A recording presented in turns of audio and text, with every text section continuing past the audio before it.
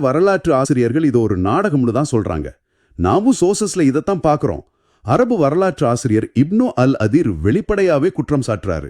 அவர் என்ன சொல்றாரு? இது ஒரு முழுமையான மோசடி. பீட்டர் பார்த்தலோமி ஏற்கனவே ஒரு சாதாரண அரபு நாட்டு ஈட்டியோட முனைய அங்க புதைச்சு வச்சுட்டு அப்புறம் அவரே அதை வெளியெடுத்து ஒரு நாடகம் ஆடியிருக்காரு அப்படின்னு சொல்றாரு. அது ரொம்ப லாஜிக்கலா படுது. அதே மாதிரி பைசாண்டியா இளவரசி அன்னா கொம்னினா தங்களோட குறிப்புகள்ல அது ஈட்டியே அல்ல, சிலுவையில அறையப்பட்ட ஒரு ஆணி அப்படின்னு சொல்றாங்க. ஓ, ஆளுக்கு ஒரு கதையா இருக்கு. ஆனா இது உண்மையா பொய்யாங்கிற விவாதத்தை விட அது அந்த படையில ஏற்படுத்தின தாக்கம் தான் ரொம்ப முக்கியம்னு நாம பார்க்கணும் இல்லையா? கண்டிப்பா. பசியில செத்துக்கிட்டு இருந்த ஒரு படை இந்த ஒற்றை இரும்பு துண்டை பார்த்ததும் எப்படி மாறினாங்க? அது ஒரு மேஜிக் மாதிரி நடந்துச்சு.